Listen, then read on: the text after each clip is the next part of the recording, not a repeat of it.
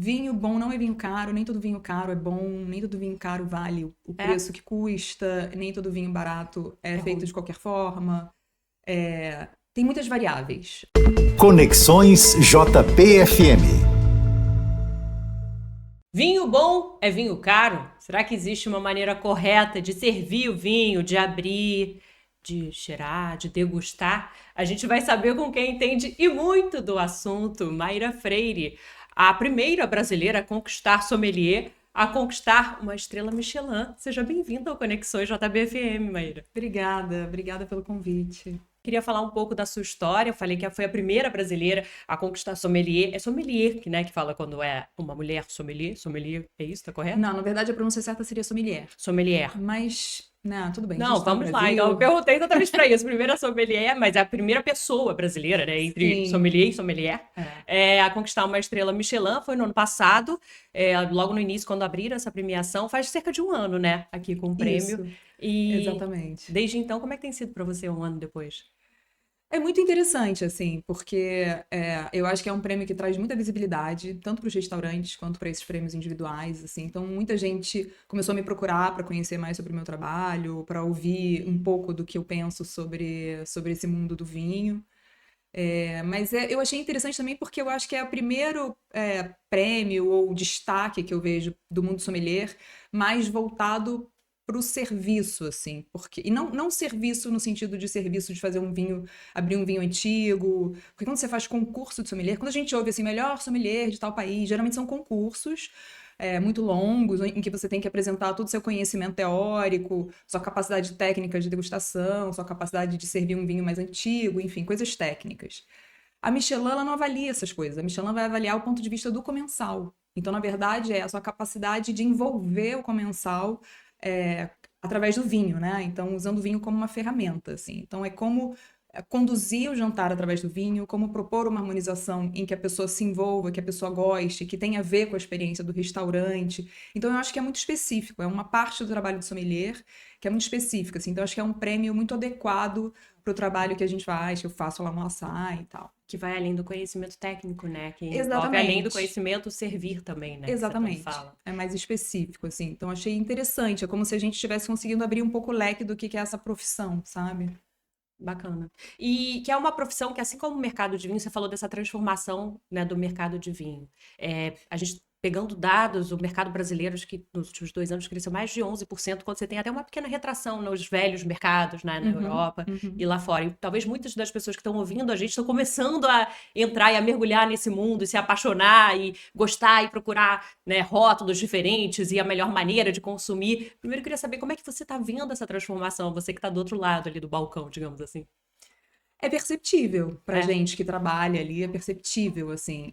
Ainda mais que eu agora faço parte de um grupo que a gente tem um bar de vinho ali perto de onde está o restaurante que eu trabalho, que ela sai. E no bar, como é mais acessível, é um bar, então a gente vê a procura das pessoas, assim, é muito grande. E muito de gente, como você falou, que está começando, que não sabe absolutamente nada de vinho. Até outro dia não era sua bebida do dia a dia e está se tornando uma bebida mais próxima do dia a dia, assim, uma bebida que as pessoas se sentem mais à vontade de escolher, de pedir e de beber, de ter em casa, assim. Então tá crescendo bastante, é bem perceptível, assim. E uma coisa que eu acho muito relevante é que eu percebo o interesse crescente de pessoas jovens no Ah, consumo é? de vinho, que parece que é o que está diminuindo na Lá Europa, fora. assim. Então, acho isso também muito curioso e vejo de uma maneira muito positiva, assim, que a gente está conseguindo conquistar um novo consumidor, assim, que tem ainda muitos anos pela frente para consumir vinho, assim. Então, E qual é o caminho para quem está começando nesse mundo, assim? Por exemplo, né, eu brinquei com essas primeiras perguntas que a gente, quando está começando, né, tem dúvidas, né? Primeiro, vinho bom é vinho caro? não, de jeito nenhum. Vinho bom não é vinho caro, nem todo vinho caro é bom, nem todo vinho caro vale o É, preço que custa, nem todo vinho barato é é feito ruim. de qualquer forma. Tem muitas variáveis, assim. Mas o vinho, ele tem um universo muito curioso, muito peculiar, porque o vinho, ele é também um artigo de luxo, um artigo de ostentação, investimento. Então, toda essa parte de variantes, assim, de valores dos vinhos mais caros, históricos, assim, ela é muito complexa. Mas o vinho, ele parte de coisas muito diferentes disso, assim, na verdade, né? O vinho é um produto de agricultura. A gente esquece muito disso, assim. O vinho é um derivado de uva, assim. Então você pode fazer vinhos de maneiras muito mais simples e sem partir para essa coisa mercadológica louca que vai levar o vinho para ser essa coisa de luxo que a gente vê aí também. E Interessante uma sommelier falando isso, eu me né? interesso muito mais por isso. Eu me interesso muito mais pela simplicidade do vinho do que pelo luxo do vinho, assim. Eu acho o luxo do vinho um pouco chato e um pouco óbvio, porque ele é muito delimitado, assim. Enquanto a parte simples, ela é muito mais variada. Existem muito mais coisas que acontecem, assim. Primeiro, você está muito mais... Eu acho muito mais interessante pensar no produtor de vinho como agricultor, e aí você vai começar a pensar em tipos de solo, como é que ele cultiva, o que que ele faz, o que ele precisa fazer. E aí é quando a coisa começa a ficar mais divertida, Você é assim. uma entusiasta dos vinhos naturais. Eu sou O muito que entusiasta. são?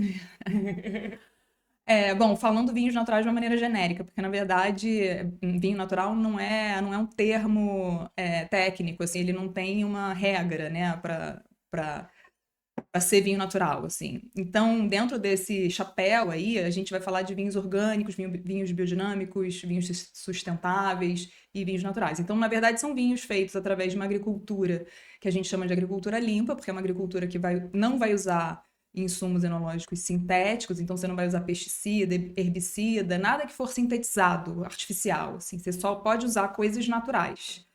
E aí você tem a agricultura orgânica e biodinâmica que vão ter pensamentos diferentes sobre esse assunto, mas as duas trabalham dessa forma.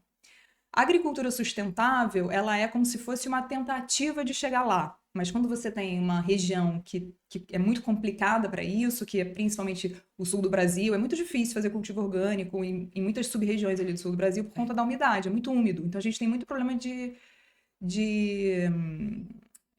de fungos, né? A gente tem muito problema de fungos, é muito difícil de combater.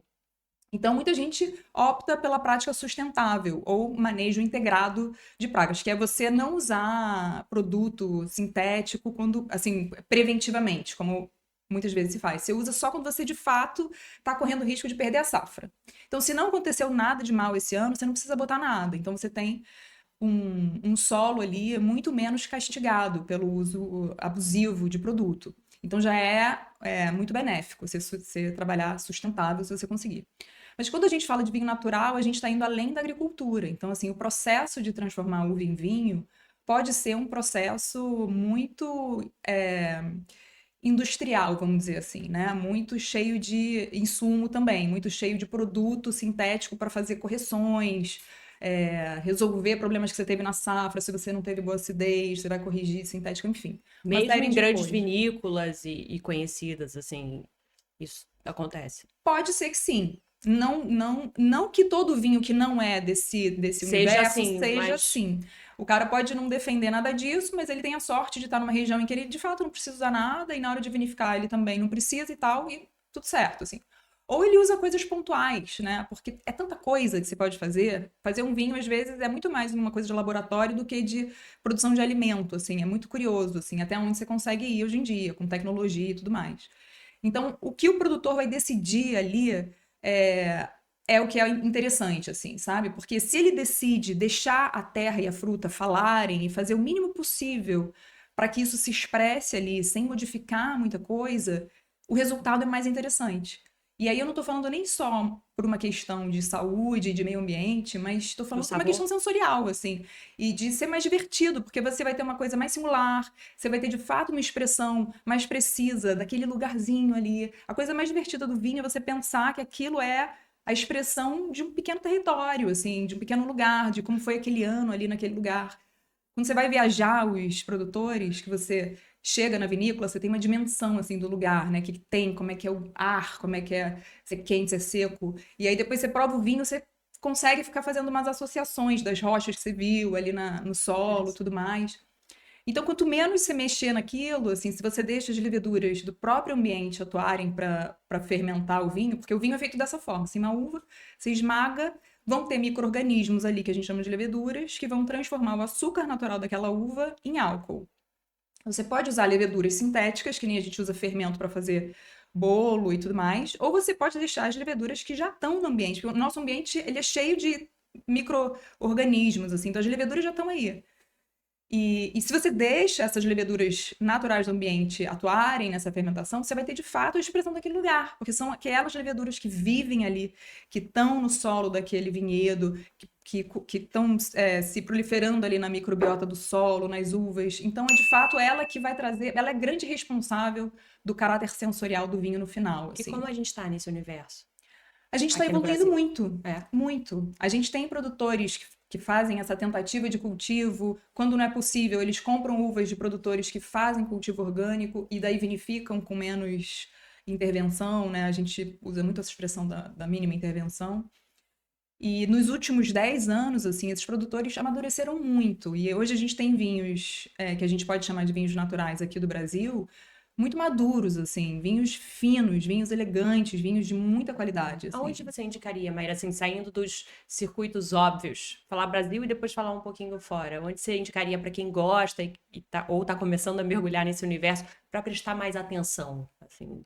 Aí aqui do Brasil, Rio Grande do Sul continua sendo, na minha opinião, o lugar que está produzindo coisas com a qualidade mais alta e investigando mais esse caminho, assim, menos intervencionista. São Paulo começou a produzir também São com Paulo está qualidade? produzindo, Bahia está produzindo, Rio de Bahia? Janeiro está produzindo. Aqui no Rio nós temos boas produções? A gente tem produções aqui no Rio de Janeiro, na Serra do Rio.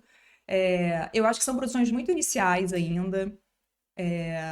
Acho muito interessante as pessoas estarem investindo em fazer cultivo e fazer vinho em regiões fora do circuito, fora do que a gente sempre entendeu como sendo o melhor clima para o vinho, né? Aquela coisa assim.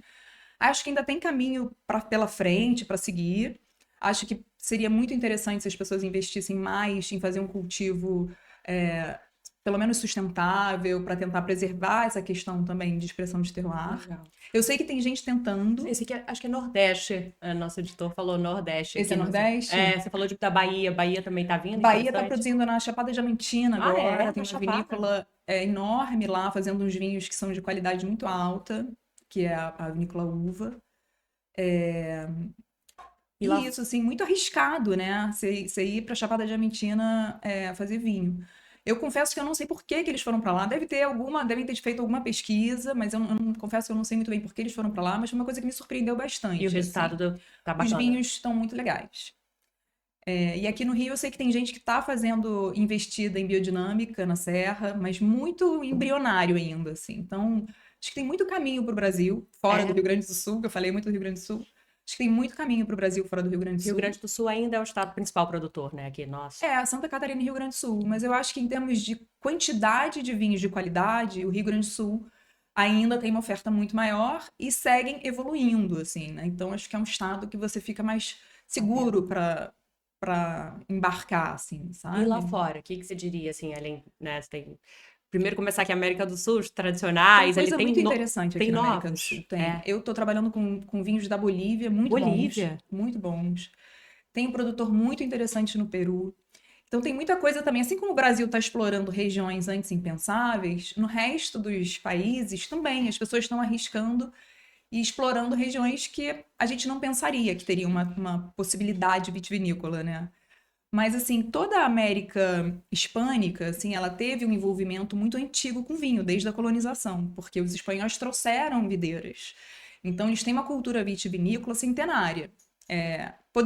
Alguns lugares poderiam ter, podem ter parado de cultivar, não pararam, mas podem ter parado de vinificar e podem ter começado a usar as uvas para as outras coisas, assim como Peru, Bolívia, que são conhecidos por fazer Singani, que é um destilado boliviano, pisco, tudo isso é feito de uva. Então, assim, eles têm cultivo centenário, mas isso fez com que eles tivessem uma escola interessante de cultivo e começassem um processo de vinificação que hoje já está bem evoluído, está muito legal, assim. Eu tenho trabalhado com vinho boliviano de uma vinícola pequenininha que chama Jardim Oculto, que está num lugar chamado Vale do Cito, então é vinhedo de altitude, e eles deixam as parreiras meio livres, assim, então elas ficam meio em volta de outras árvores, que a parreira é tipo uma trepadeira, assim, né? Além de tudo, é super bonito.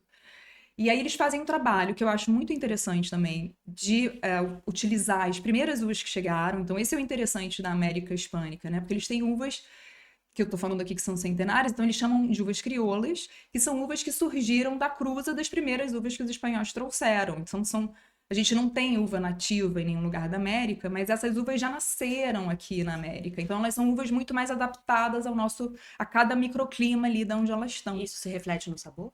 E isso possibilita com que você precise usar menos coisa para cultivo, porque ela é praticamente uma nativa. Então, ela está mais adaptada à condição que você tem ali de microbiota, de tudo mais. Então, ela é menos atacada pelos micro-organismos que causam danos, assim, né? Interessante, tá aí. É Então, muito Bolívia. interessante. Olha, e só pra gente passar pra próxima, lá fora, saindo da América do Sul, lá fora, tem algum país novo que você, assim como você falou da Bolívia, assim, que tá no seu radar, que você tem trabalhado bastante, que foge de França, Portugal, Olha, Espanha? acho que não dá para dizer que são países novos, porque eles produzem vinhos há muitos anos, assim, mas são países novos, talvez, para o nosso consumo, né? Assim, eu, pelo menos, tive poucas oportunidades de provar vinhos da Croácia, por exemplo.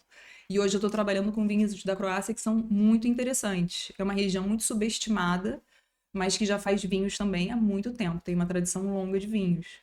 Assim como vinhos da Geórgia, que é uma região muito interessante, que acho que deve ser o berço do vinho, a região mais antiga com história de produção de vinho. E também tem uvas nativas com nomes super peculiares, assim, uvas que só existem lá, mas uma variedade enorme de uvas. E fazem vinhos muito interessantes. E aqui no Brasil a gente consome muito pouco dos vinhos da Geórgia. Essa região até ganhou um pouco mais de notoriedade, assim, muito através do vinho natural pelo mundo, mas aqui a gente importa pouco, consome pouco. Mas são vinhos bastante interessantes também. Bacana. Eles vinificam em ânforas, assim, de barro que ficam no chão, imersas no chão. Então é bem peculiar, assim, bem Que interessante. legal. Geórgia, Croácia, Bolívia aí, botando novos É. territórios, novos antigos territórios, né, pra É. gente. Se pudesse dar uma lista, agora falando um pouquinho da questão da acessibilidade. Aliás, eu vi uma entrevista recente você falando de democratizar esse universo do vinho.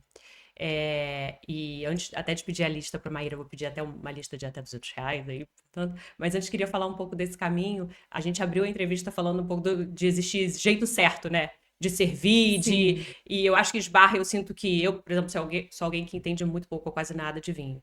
E se eu for tomar, eu fico inibida daquela maneira correta, de qual é a maneira correta. Tem amigos que estão mergulhando nesse universo e brincam, não é assim, aquela coisa que você vê no restaurante, tem que tirar, não é? Existe, de fato, alguma maneira correta ou isso é bobagem? Não, existem coisas que têm uma lógica, tudo tem um sentido de ser. Mas assim, nada que você fizer que possa ser considerado errado, de acordo com essa lógica, nada disso vai atrapalhar você, entendeu? É tudo uma questão de... Ela só faz sentido depois que você já chegou nela, assim, entendeu? Então, se você ainda não tá sentindo necessidade de girar a taça, não se preocupe em girar a taça. Nada disso é uma regra que se você não fizer, você vai ser banido do universo E do se vinho. vier um cliente seu no Lazar e não fizer, você vai falar, não, né? De forma nenhuma. Ninguém vai julgar isso, assim, sabe? De jeito nenhum. Mas as coisas, de fato, elas têm uma lógica, assim. Quando a gente gira o vinho na taça, é para agitar as moléculas. Isso vai ajudar com que você receba as moléculas de aroma do vinho, né? Que são voláteis. Então, quando elas entram em contato, você gira, ela entra em contato com o oxigênio de maneira mais intensa. Então, ela solta esses compostos voláteis. Tem Então, que ali deixar estão os respirar aromas. mesmo, então. Exatamente, ali estão os aromas. Então, você primeiro sente o aroma dele parado, depois você agita e sente de novo, você vai ver que você vai sentir outros aromas. É bem interessante. Isso te ajuda, na verdade, a fazer uma análise técnica, mas também a usufruir de determinados aromas. Então, se você está tomando vinho, curtindo os aromas, isso vai te ajudar. Mas se você ainda não chegou na parte dos aromas, você não precisa se preocupar com isso, porque às vezes você está tomando um vinho que você quer beber uma bebida Gostou do sabor. gostosa, refrescante e tal. Então, não se preocupa com essa parte, entendeu? Você falou de refrescante. Rio de Janeiro. Somos uma cidade, estamos por acaso agora gravando num dos únicos dias mais frios do ano, né? A gente tem um inverno que dura ali, mas o nosso frio ali tá 20 graus. Pois é, e as pessoas, a gente já tá saindo do casaco e tal. Como é que esse clima da cidade combina com vinho? Combina muito. A gente esquece muito dos vinhos brancos, né? Eu acho engraçado. Vinho branco, vinho rosé. O rosé tá numa moda, não? O rosé, eu acho que o que eu tenho visto de moda, assim, é muito clarete, assim, que é um vinho quase rosé. É um tinto rosé, um rosé tinto. Meio Os laranja, claretes assim. são...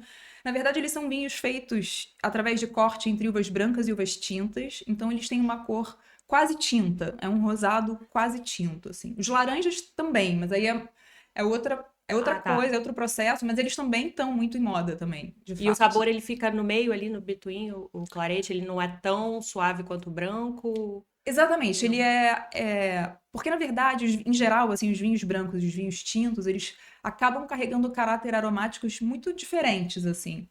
Então, quando você tem um vinho rosé, ele vai ter um grupinho de frutas vermelhas, possivelmente, provavelmente, assim. O que vai mudar vai ser a intensidade, a variedade, e claro, tô falando aqui de maneira genérica porque cada um vai ser de um jeito. Mas o clarete é como se ele fosse suavizar tudo que você está acostumado a achar num vinho tinto e intensificar o que você está acostumado a achar num vinho rosé muito levinho. Então ele tá ali no meio do caminho. Você vai tomar ele mais frio. Então ele é um tinto super fresco. Chega a gelar, não? Você bota na geladeira? Você não precisa gelar. Você pode resfriar, deixar ele assim, sei lá, 10 graus, uma coisa assim, já tá bem, assim. Um pouquinho mais, 10, 11 graus, ele tá bem.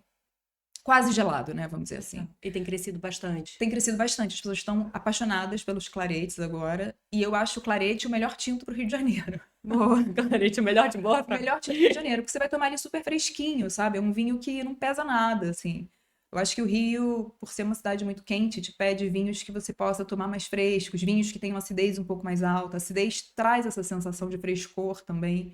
Então isso é uma coisa interessante, porque às vezes as pessoas têm muito medo da acidez. Pessoas que são mais leigas no assunto acham que a acidez vai ser uma coisa incômoda. Às vezes eu acho que elas confundem talvez a acidez com a astringência, que é uma sensação de secura na boca. Então são coisas diferentes. A acidez, ela vai trazer uma sensação de frescor. Então, vinhos com acidez um pouco mais altas para dias quentes são excelentes, assim. Dá uma sensação de estar mais fresco, dá uma sensação que você quer comer uma coisinha, que você quer tomar mais um gole. Então, a acidez é bem benéfica. Dentro desse contexto, se você pudesse indicar 3 vinhos, de repente se puder ter um clarete no meio aí, até R$ 200 nessa faixa que a gente possa consumir, o que você indicaria? Pensando no clarete, me veio na cabeça o rosé. Na verdade, a Vivente é uma vinícola do Rio Grande do Sul, pequenininha. Eles chamam de rosé, mas tecnicamente é um clarete. Ele é um corte de brancas e tintas e ele tem essa cor dúbia entre um rosé muito escuro ou um tinto muito claro. Ele tecnicamente pode ser chamado de clarete, assim. E é um vinho natural também. Eles usam uvas orgânicas, compradas de produtores vizinhos, vinificam sem usar nada, nem conservante, uma vinificação bem pura. E é um vinho muito fresco, ele tem acidez um pouco mais vibrante, tem uma coisa meio de especiaria, assim, fruta vermelha. É um vinho muito divertido, que você pode beber na piscina, na praia, beber com comidinha. Um vinho muito legal. Que legal, fiquei com vontade já. E tinto? Tinto. Eu tô me lembrando de um tinto maravilhoso. Eu não sei se ele vai estar nessa faixa de preço, mas ele não vai ser muito mais que isso. Se você comprar direto com o produtor, que é o Daniel Lopes, que para mim, atualmente, é um grande nome da vitivinicultura brasileira. Assim. De onde ele é? Do Rio Grande do Sul também, de Monte Belo. Ele tem uma vinícola que chama Vinhas do Tempo. É um produtor jovem e cada ano ele evolui mais, assim. Ele está fazendo vinhos de altíssima qualidade, que estão sendo, inclusive, exportados por alguns restaurantes que querem ter os vinhos dele na carta ou na harmonização, restaurantes estrelados de fora do Brasil, assim. Então ele tem um estilo mais borgonhês, assim, vamos dizer. Ele estudou na Borgonha e ele faz Pinot, Chardonnay, Gamay. E o Pinot e o Chardonnay dele são muito bons. Então, o Pinot é um vinho que eu trabalho muito, trabalho por taça, um vinho que eu adoro apresentar para os estrangeiros no restaurante, porque é um Pinot brasileiro de alta qualidade, assim, então dá muito orgulho de apresentar, sabe? E ainda mais que uma vinificação que ele não usa nada, então você tá ali, de fato, podendo ter uma ideia do que a gente poderia pensar em termos de terroir brasileiro, assim, então eu acho muito legal. Legal. Para fechar a lista tríplice, um que você escolhe. Tem um vinho que vai fugir até de tudo que a gente está falando, mas legal de falar também, que é um vinho doce. É um vinho doce? Vinho doce não é ruim? Não, porque às vezes as pessoas confundem vinho doce com vinho que a gente chama no Brasil de vinho suave, né? Aquela coisa que é um vinho de mesa, um vinho que não é um vinho fino, né? É um vinho que a gente diria que tem menos qualidade, assim. Mas vinho doce, ele na verdade é o contrário do vinho seco, assim, é um vinho que tem açúcar residual mesmo, é um vinho muito legal para você terminar a refeição, a sobremesa ali, para harmonizar com sobremesa, de digestivo, alguma coisa para ele. Ele é doce mesmo, ele não é adocicado, né? É um vinho doce de fato, assim. Interessante. E esse que eu tô pensando aqui é um vinho da Era dos Ventos, que é uma vinícola do Zanini, que é um cara super sério. Ele e a Thalise, que é a mulher dele, eles fazem vinhos muito legais com uvas italianas, majoritariamente, assim. É do Sul também? Do Rio Grande do Sul também. Eles estão em Caminho de Pedra, que é pertinho de Bento Gonçalves. E esse é um vinho que eles chamam de licoroso, que eles fazem com peverella, que é uma uva que veio para o Brasil no final do século XIX, que foi o período que a gente teve o início da nossa vida vitivinícola propriamente dito, assim, que foram com as uvas italianas que chegaram nesse período, assim. Então ele tem um trabalho muito interessante de uvas mais antigas, o Zanini. Então a peverella é uma uva que quase você não encontra mais na Itália, ela tem mais aqui no Brasil, ela tem a casca um pouquinho mais alaranjada, então os vinhos em geral têm uma cor um pouquinho mais profunda. O Zanini dá uma maceradinha também com as peles, então você ganha ainda mais uma extração de cor, o vinho fica com uma cor linda, bem laranja. E o licoroso, ele faz o que a gente chama de apacimento da uva. Então, ele deixa a uva secar no vento, em caixas de treliça, assim, vamos dizer, como se fosse uma treliça. Então, o vento passa dentro da caixa onde as uvas estão, ela dá uma secada, um apacimento dela, no sentido de passa mesmo. E aí você faz o vinho com essa uva. Então, o açúcar está super concentrado ali. Então, você tem um vinho doce, mas super interessante, cheio de camadas de sabor, complexidade, e aí você vai brincar com esse novo elemento da doçura no vinho, que é legal também. Que interessante, vinho doce. Maíra, a gente está caminhando um pouco para o final, mas eu queria antes falar um pouco da sua história. Você estava falando, né, do atendimento, você falou, pô, para mim, né, o atendimento está junto com relação ao prêmio que você ganhou, e esse atendimento vem antes de você seguir como sommelier, né? Na verdade, o atendimento para mim vem antes, exatamente. O vinho veio depois. Assim, eu comecei a trabalhar com gastronomia como garçonete há, sei lá, 20 anos atrás. E eu me apaixonei. Assim, foi uma coisa muito curiosa que a minha mãe nunca entendeu. Hoje talvez ela entenda, mas naquela época ela não podia entender. Mas assim, até aquele momento também, eu não tinha uma relação mais profunda A sua com... família era de tomar vinho em casa? Minha família tomava vinho em casa, mas de uma maneira muito descompromissada. Assim, minha mãe fazia festa. Mas não minha tinha mãe adega, tinha? Não tinha adega. Era o vinho que as pessoas traziam para fazer festa, para fazer jantar. Não tinha uma intelectualização daquela coisa, entendeu? Nem de vinho, nem de comida. Não tinha uma relação com gastronomia, assim, sabe? Comida e bebida, para mim, eram coisas sem importância. E quando eu comecei a trabalhar no restaurante, eu descobri que existia um universo gigantesco ali dentro, que era muito mais do que eu via quando eu frequentava, assim, né? Que é entender a história das comidas. Ainda mais que eu fui trabalhar num restaurante andino. E eu descobri que tinha batatas de diversas formas, que existia uma cultura por trás daquilo, existia uma história de por que se faz ceviche, porque aquele lugar não tinha como conservar. Eu descobri que as técnicas de gastronomia tinham muito a ver com processos de armazenamento de comida, assim. Com a história, de fato. Exato, isso me apaixonou muito, assim. Então eu fui atrás de entender de vinho para conseguir complementar o que a gente fazia de serviço de comida. Como assim. garçonete, você... Como garçonete, exatamente. Então eu fui estudar e aí eu fui me envolvendo cada vez mais, porque eu descobri a mesma coisa, que por trás do vinho tinha um cara que fazia uma pesquisa no solo dele e aí, assim, vão abrindo universos, assim, muito interessantes. A gastronomia abre muitos universos e linka muitas coisas com história, com geografia, com geologia, com biologia. E aí você vai entendendo a história da humanidade, assim, através do vinho, sabe? É muito interessante. E quando você começou a trabalhar como sommelier? Como sommelier, de fato, eu comecei a trabalhar em 2010, assim. Aqui no Rio? Não, em São Paulo. Um pouquinho depois, 2011, talvez. Como assistente sommelier num restaurante italiano que tinha em São Paulo. Então, eu fui assistente de sommelier por um ano nesse restaurante. E daí eu voltei para o Rio para ser gerente sommelier do Zazá Bistrô, em 2012.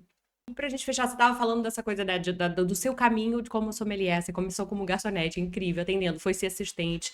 E hoje a gente tá, eu acho que tanto como, né, na questão do sommelier, quanto de chefes de cozinha, a gente tá vivendo um momento que a gente tem, né, vocês que estavam nos bastidores têm assumido um protagonismo, principalmente para a juventude, mas acho que para todas as gerações, né? Não sei se as redes sociais, os reality shows, né? Você ganhou o prêmio Michelin, é a Maíra Freire, é o chefe, é a chefe de cozinha. Como é que você tá vendo isso? Você percebe isso no seu dia a dia? Hoje, de repente, antes você falava, quando você falou lá atrás pros seus pais, pô, você é sommelier. Filha, hoje, caramba, né? Assim, de repente alguém que tá ouvindo a gente quer e se espelha e fala, poxa, olha, como é que foi o caminho que ela trilhou? Você percebe esse movimento? Eu percebo, sim. Eu acho que é como se a gastronomia, de fato, por conta dos realities, provavelmente, a gastronomia foi ganhando um espaço muito grande, assim, na cultura, né, e na mídia e tudo mais. Eu percebo que a parte da cozinha ainda um pouco mais intensamente, mas o vinho começou a aparecer ali coadjuvante e tal, e tá abrindo o seu próprio espaço, assim. E hoje, através do bar, eu acho que eu percebo muito uma galera mais jovem com muito interesse, assim, querendo, me perguntando, mas quem que você lê? Quais são os livros que eu tenho que comprar? Perguntando dicas para se aprofundar, assim. Então, eu acho que é um caminho que as pessoas podem querer seguir, assim. E o que eu daria de dica é, assim, estudar. Tem que estudar muito. Nunca acaba. Se você acha que você sabe alguma coisa, você não tá sabendo nada. Porque você vai começar a entender que você, de fato, não vai nunca dominar esse assunto. Quando você começa a entender isso, aí você começa também a relaxar um pouco, falar, tudo bem, eu posso não saber. E aí é que você começa a aprender de verdade, entendeu? Porque eu acho que o início. Pra tudo na vida, né? Sim, pra tudo na vida, entendeu? Então, assim, tem que estudar sem parar, não ter medo de fazer a pergunta errada. Quando você estiver perto de alguém que você tem oportunidade, faça perguntas, sabe? Assim, alguém que tem mais experiência que você, que tenha estudado mais tempo. Viajar seria o mundo ideal, mas, assim, a gente sabe que é muito difícil. Você, imagina, você faz viagens Eu tento de fazer o vinho máximo possível, assim. Porque a gente mora. O nosso país ele é um pouco difícil para sommelieria, assim, porque a gente está muito distante das regiões produtoras, né? Agora até estão pipocando regiões próximas, mas o sul ainda concentra a maior parte da produção do Brasil. E aí viajar para o sul é mais caro, não está perto. Quando você está na Europa é muito mais simples, assim, fazer isso, né? Estudar. Mas assim, tem que beber muito vinho, ir às feiras de vinho, tentar cuspir o máximo possível, porque se beber Rola tudo. isso, é? Se você beber tudo, você no final não presta mais atenção em nada. Então você tem que, em feira de vinho, você tem que tentar ir provando para sacar o vinho, mas tentar não engolir, para não ter o efeito do álcool, Você para faz você aquela conseguir bochecha chegar até ali. o final. Você sente o vinho na boca para você perceber textura, acidez, tanino, os sabores, cospe no cuspidor, que aí você vai conseguir sacar o vinho, mas você não vai ter o efeito do álcool. Então você consegue seguir na feira até o final, provar muito mais coisa do que se você estivesse bebendo de fato. Hoje em dia tem crescido o vinho sem álcool, né? Como é que você vê isso? Eu acho que algumas coisas sobre isso. Primeiro, eu respeito esse movimento. Eu acho que é interessante a gente diminuir o consumo de álcool. Por outro lado, eu acho muito triste pensar numa vida sem álcool, porque eu acho que o álcool ele tem um lado de elevação do espírito, de sociabilização. O abuso do álcool é uma coisa muito triste, mas se você consegue ter um consumo moderado, civilizado, ele é muito legal também, assim. Mas eu respeito isso, assim, eu acho que a gente tem que ter opções interessantes que tragam prazer sensorial para a refeição que não tenham álcool. Acho que desalcoolizar um vinho é um processo ainda muito industrial que não me agrada muito. Nunca provei um que fosse, de fato, muito legal também. Então eu iria para outras coisas. Eu provei na Catena esse ano bebidas que eles fizeram sem álcool de botânicos. Então parece um espumante feito de ervas botânicas e tal, muito legal, e não é o vinho desalcoolizado. Então eu achei uma alternativa mais interessante, assim. Buscar bebidas feitas de outras coisas. É um caminho interessante, eu acho. Fazer drinks sem álcool. A gente tem tanta opção de fruta interessante, tanta coisa para pesquisar, para testar. Então, acho um caminho interessante, mas ainda álcool, vinho desalcoolizado, ainda não gostei. Vamos fechar, queria fechar com bate-bola, pode ser? Pode. Estamos na JBFM, né? Uma trilha sonora para beber um bom vinho. O que você escuta? Eu escuto muito black music dos anos 80, assim, Herbie Hancock, Stevie Wonder, Hey. Adoro também. Adoro também. Um rótulo inesquecível. Tem algum vinho, assim, que tem até, imagina, a história, o contexto, algum... Eu sei que é difícil escolher um, mas... Não, na hora veio na minha cabeça um vinho que eu trouxe de viagem, mas quem é do vinho natural vai achar, assim, muito clichê, mas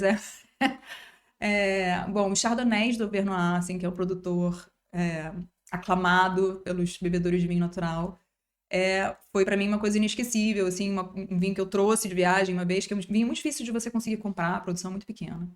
Então, acho os vinhos dele, de fato, emocionantes, lindos. Um ídolo, uma inspiração dentro desse mundo de vinhos, ou não, também. Tem uma pessoa que eu acho muito inspiradora, que é a Paz Levinson, que é uma sommelier argentina, que não sei em que ano ela foi eleita a 4ª melhor sommelier do mundo.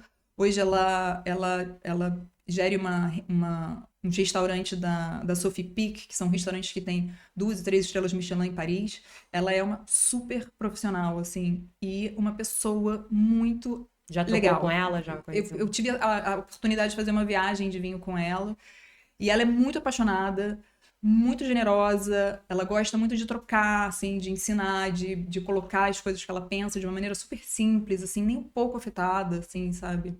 Ela, pra mim, é um símbolo do que pode ser um bom profissional, sabe? Que mantém uma simplicidade, assim, porque ela é uma pessoa que chegou num patamar muito alto na profissão, mas ela se mantém uma pessoa muito pé no chão, querendo descobrir o que está acontecendo agora, o que as pessoas estão fazendo, estão pensando. Ela não tem nem um pouco a sensação de que ela chegou em um topo, ou que ela sabe coisa pra caramba, apesar dela saber, Legal. sabe? Então, Bem longe do estereótipo que a gente imaginaria de fora, né? exatamente. Então, isso pra mim é muito, muito legal, assim. São os profissionais que eu acho mais legais. São pessoas que têm essa noção de que vai ter gente que tá chegando depois de você que vai te trazer uma informação que você não tinha, assim, sabe? A gente não detém isso, assim. São saberes que são infinitos, assim. Você vai estar eternamente descobrindo uma coisa nova. Legal. Maíra Freire, sommelier Michelin, que também foge dos estereótipos. Obrigada, Maíra, por essa conversa. Valeu demais. Obrigada a você. Obrigada, gente, pela companhia. Um brinde a vocês. Até a próxima. Tchau.